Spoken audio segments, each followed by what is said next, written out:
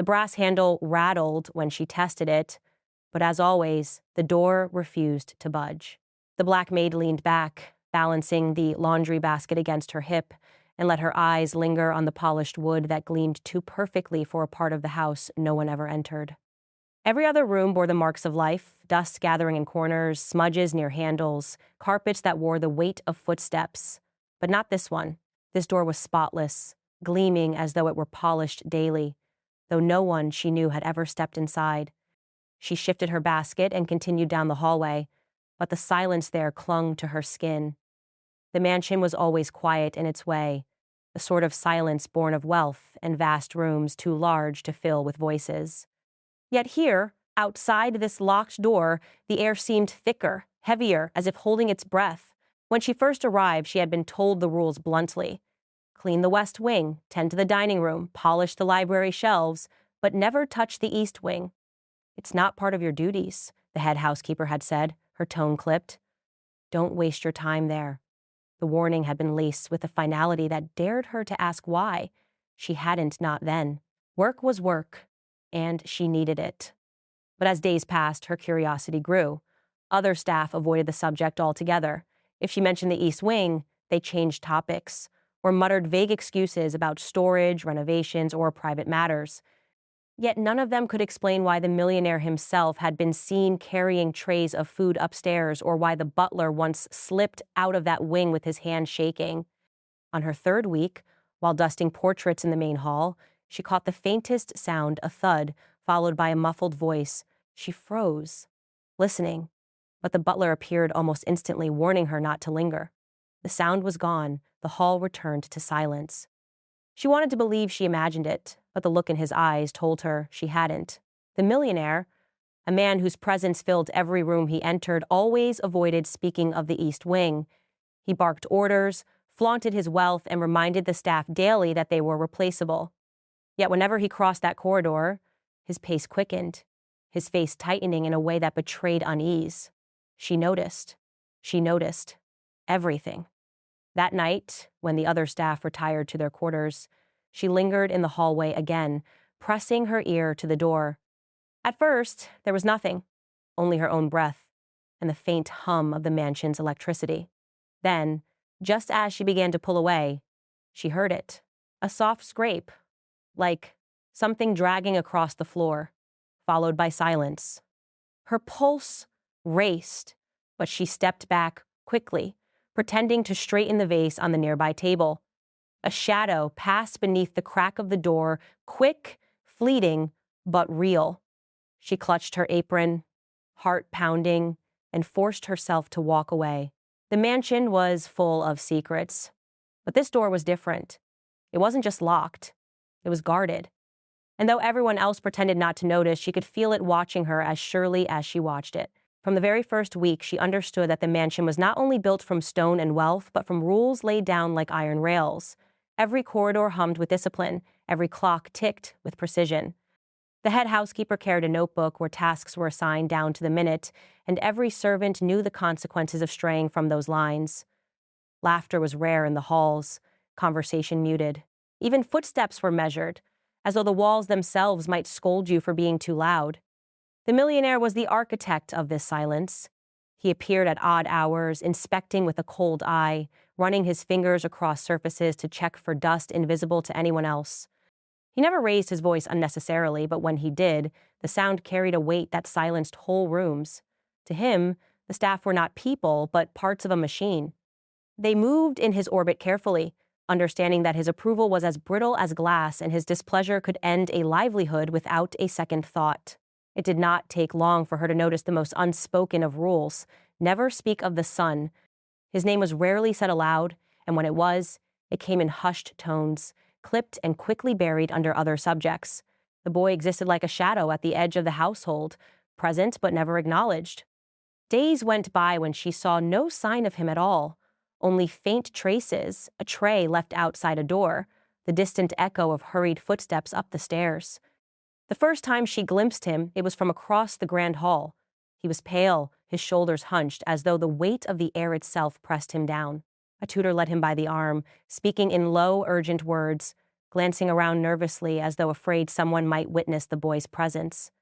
When his eyes met hers, even for a brief second, she caught something startling, not arrogance, not weakness, but a kind of plea, a hunger for acknowledgement. Before she could process it, he was pulled away, ushered through a side door, and the silence of the house swallowed the moment whole. After that, she noticed more. The boy's face at an upstairs window, watching the gardens without expression.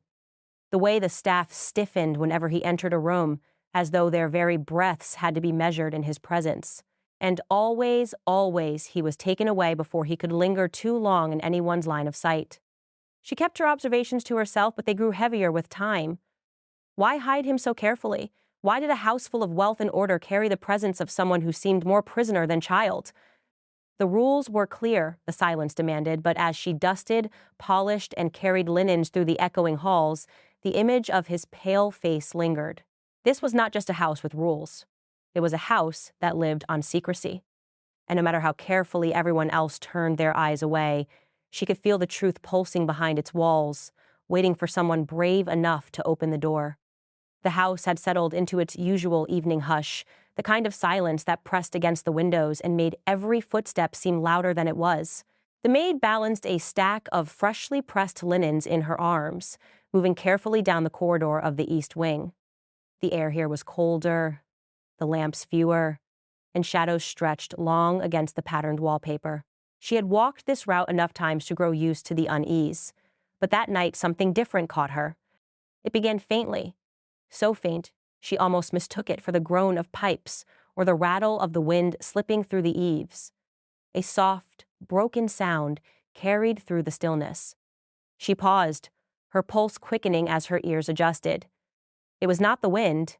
It was crying, muffled, restrained, the kind of sobbing that someone tried to keep hidden. Her eyes darted toward the locked door at the far end of the hall. The sound was coming from there, seeping through the heavy wood and into the corridor. She froze in place, every instinct battling inside her. She had been warned never to linger, never to question. The East Wing was off limits, spoken about in clipped tones by the staff, guarded by rules stricter than any other part of the mansion. She should turn back, she knew that, pretend she heard nothing, as everyone else surely had before her. But her feet would not move. The crying rose and fell, uneven, carrying the ache of someone much younger than the world allowed them to be. She felt the sound tugging at her chest, breaking through the discipline she had learned to carry in silence. She set the linens down on a nearby table, her hands trembling as she pressed her palm flat against the door. The wood was cool beneath her skin, thick enough to muffle most things, but not this. She closed her eyes and listened. Between the sobs, she caught faint words, whispered and broken, fragments of pleas that sent a chill through her spine. Her breath came shallow, her mind racing. What if she knocked? What if someone inside answered? Worse, what if someone caught her lingering here? She thought of the millionaire's cold eyes, the sharp bite of his voice. Rules in this house were not bent without consequence. Yet she also thought of the boy she had glimpsed once, pale and silent, ushered away before anyone could linger on him. Could it be him? The crying stopped suddenly, leaving a silence deeper than before. She pulled her hand back quickly, glancing down the hall to be sure she was still alone. Her heart pounded so hard it hurt. She gathered the linens again, her arms stiff, and forced her feet to carry her away. But even as she turned the corner, she knew she would never unhear the sound. The others might pretend. The others might swallow the truth with obedience. But she had heard the crying behind that locked door, and no matter how she tried, she could not leave it buried in silence. The afternoon sun slanted through the tall windows, casting long bars of light across the polished floor. The house buzzed with its usual rhythm, the clatter of dishes in the kitchen, muffled footsteps in the west wing, the low hum of voices drifting faintly through the halls. For once, the east wing was deserted. She carried a tray of folded towels down the corridor, her thoughts fixed on routine when her eyes caught it. The key? It gleamed faintly in the lock of the door that had haunted her since the day she arrived. She stopped in her tracks, her breath hitching. For weeks she had passed this door, listening to the whispers behind it, feeling the weight of secrets pressing against its panels. Never once had it been left vulnerable. Yet there it was, small and ordinary, as though it had been forgotten in haste. Her first instinct was to turn away, to keep moving before anyone noticed her pause. The rules of the house echoed in her mind, the warnings laced with unspoken threat. But the memory of muffled crying returned, the sound that still lingered in her chest, impossible to ignore. Curiosity was not what froze her in place, it was concern. She had seen the boy's face once, pale and pleading, before he was hidden away. If he was the one behind this door, what else had been hidden with him? Her hands trembled as she set the towels quietly on a nearby table. Every sound seemed too loud, the clink of porcelain in the distance, the faint laughter of staff downstairs. She glanced over her shoulder, the hall empty, her heart thudding hard enough to echo in her ears. Slowly, she wrapped her fingers around the key. The metal was warm, as if it had just been turned. She hesitated, her pulse hammering, then gave it the smallest twist. A soft click rang out, louder than thunder in the silence. She drew in a sharp breath, waiting for footsteps, for a voice to catch her. None came. The handle turned easily under her palm. She pushed gently, and the heavy door creaked open, groaning as if protesting years of silence. The smell hit her first, not dust, not polish, but a stale air, trapped and heavy. The light from the hallway barely penetrated, falling across the threshold in a thin slice. She stepped inside, her shoes pressing against a floor that hadn't seen many visitors. The door closed slightly behind her, the sound of the latch echoing. Her breath caught in her throat as her eyes adjusted to the dimness. The room was not what she expected. There were no cobwebs, no clutter of storage. Instead, the space was lived in, sparse, but undeniably occupied. A narrow bed stood against the wall, its sheets rumpled. Books were stacked carelessly on a small desk, their spines worn. Papers littered the floor in places, along with clothes too small for the wardrobe's grandeur. And then she saw him. In the far corner, half hidden by shadow, sat the boy. His knees were drawn to his chest, his arms wrapped tightly around them. His eyes lifted slowly to meet hers, wide and startled, as though no one had ever dared to open the door before. She froze, her chest rising and falling, her mind racing with questions. She had braced herself for secrets, but not for the living, breathing truth staring back at her. The boy did not speak at first. He only stared at her, his wide eyes sharp with both fear and curiosity. The maid stood in the doorway, frozen, afraid that if she moved too quickly, he might retreat into the shadows completely. Slowly, she lowered the basket she still carried, setting it aside to show she meant no harm. Her gaze swept the room and a heaviness settled over her chest. This was no sick room, no sanctuary. The walls were bare, stripped of any color, painted in a lifeless shade that made the air feel colder. The window was locked and barred, its curtains pulled aside as though even sunlight had been rationed. The furniture was sparse, a narrow bed with thin sheets, a desk stacked with papers, and a wardrobe with its doors half open, clothes hanging like forgotten ghosts. On the floor lay notebooks, pages torn, scribbles scrawled across them with a desperation that spoke louder than words. Some were sketches of open fields, children running, birds in the sky. Others were jagged words repeated over and over, thoughts that circled and suffocated. Finally, his lips parted. His voice came as a whisper, as though the walls themselves might punish him for speaking. He says I can't leave. He says they'll find out. Her breath caught, and she stepped closer, careful not to alarm him. Find out what? She asked softly. That I'm not sick, the boy whispered, glancing toward the door as though expecting it to burst open. He tells everyone I'm too weak, too fragile, so no one asks questions. But it's not true. He doesn't let me out because of him, not me. His words tumbled like stones, each one heavier than the last. He spoke of being hidden away for years, told the world outside was dangerous, that he was better off unseen. He told her how food was brought to him in silence, how tutors came and went, how he was not allowed near other children because someone might notice he was just like them. He says, people talk, the boy murmured. He says they would ruin him if they knew. I'm not his son if I'm not perfect. His voice cracked then, his hands clutching his knees tighter.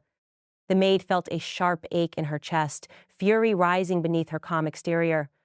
She had seen the millionaire's sharp smile, the way he carried himself like his reputation was untouchable. Now she understood the cost of that facade. His son's freedom, his son's childhood, had been locked away behind this door, sacrificed to keep the illusion of power intact. She wanted to speak, to promise the boy he would not stay hidden forever. But her throat tightened as she realized the danger of such words. Instead, she placed her hand gently on the edge of his desk, anchoring herself in the room's stillness. "You are not what he says you are," she whispered firmly. His eyes lifted to hers, uncertain but searching.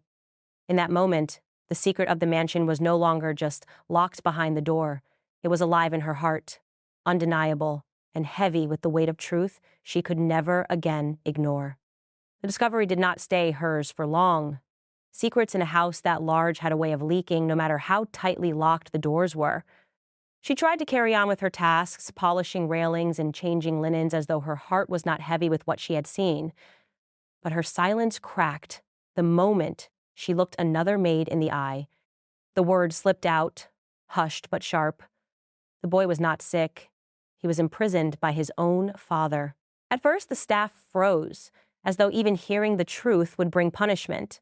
Some urged her to forget it, to put the memory away. They reminded her of the millionaire's power, of the way he could ruin anyone with a single phone call. "Keep your head down," one whispered in the pantry. "You need this job. We all do." But she could not. The weight of his son's eyes, the whispered confessions, pressed too heavy against her conscience. To stay silent felt like betrayal. The whispers spread from one servant to another, like embers catching on dry straw. By the end of the week, the entire staff moved differently through the halls, their glances sharper, their silence less obedient. Some avoided her, frightened of being linked to her defiance. Others gave her small, quiet nods of solidarity. The mansion no longer felt orderly and still. It felt restless, as if the house itself was bracing for a storm. And storms never stay inside four walls. A gardener who had worked for the family for decades carried the whisper home to his wife, who passed it to a neighbor. A cook's sister, visiting one afternoon, overheard part of a conversation and left with questions. Soon, the story pressed beyond the estate's gates, spreading through the town in murmured fragments. The millionaire's son, hidden, not sick, but silenced. Curiosity grew where fear had once held people quiet. The neighbors began watching the estate more closely, noting the locked windows, the absence of laughter, the boy who never joined the other children at school or in the square. It did not take long before someone spoke to a reporter. The journalist arrived under the pretense of covering a charity gala, but listened more to the staff at the fringes than to the millionaire's speeches. Questions were asked quietly at first, careful and cautious, but questions nonetheless. She felt the change in the air each day she entered the house. The authority that had once pressed down on everyone now felt brittle. The millionaire strode through the halls, sharp and commanding as ever, but there was a tightness around his eyes. He knew something was shifting. He could feel it too. And she no longer carried her secret alone. It had slipped into the town, into conversations, into ink and paper. The boy's truth had begun to breathe outside those locked walls. The house trembled not because of footsteps or storms, but because the silence that had guarded its secrets was finally breaking. The morning it broke, the mansion's silence was drowned by the world outside. Headlines screamed across papers, news anchors' voices carried through every screen, and whispers spread like wildfire through the town. The millionaire who had once moved with untouchable confidence was now a man stripped bare, his cruelty and fear of scandal dragged into daylight. The story named no staff, gave no details of who had first spoken, but the truth was too sharp to hide. His son had been locked away, not for illness, but for the convenience of pride and the preservation of a spotless reputation. Photographers swarmed the gates, their cameras flashing as though each picture would reveal the rot hidden behind the manicured lawns. Cars slowed outside the estate, drivers craning their necks for a glimpse of the boy who had been spoken of in hushed voices. For years, he had been a shadow, a secret. Now he stood at the threshold of the house, blinking into the sunlight like someone seeing the world for the first time. His face was pale, but his eyes were alive, filled with a fragile defiance. Every lens turned toward him, and in that moment his existence could no longer be erased. Inside, the millionaire raged. He issued denials, called the stories lies, threatened lawsuits. Yet the fury only deepened the cracks. The walls that had once carried his voice now echoed with doubt. The staff no longer lowered their heads. They moved quietly but with a weight lifted, as though the burden of silence had finally shifted off their shoulders. Every word he spoke seemed smaller, less powerful, overshadowed by the truth that had escaped his grasp. The maid who had once carried linens in silence felt the shift most deeply. She had not set out to expose him, had not craved the risk or the storm that followed, but she could not unhear the boy's whispered confession, could not unsee the barred window and the room stripped of childhood. It burned inside her until she let it out, and now the fire had consumed the facade he built. She moved through the house as she always had, yet something in her had changed. When she walked past the door that once stayed locked, she no longer felt powerless. She had been the one to open it. She had been the one to step across the line others feared, and because of that, the boy's truth now lived beyond the walls, untouchable, undeniable. The mansion stood heavy with scandal, but outside the air felt clearer. Neighbors spoke of justice. Journalists spoke of courage. And though her name was never printed, those who knew whispered it with quiet respect. The boy was free. The father's mask was shattered, and the silence that had once ruled the house was broken forever. For the first time, she walked away from her shift not as just a maid in a grand estate, but as the one who had changed it. She had carried the weight of truth in her hands, and she had refused to set it down. And because of that, the world outside the mansion would never again be fooled by the shine of wealth hiding rot in its walls.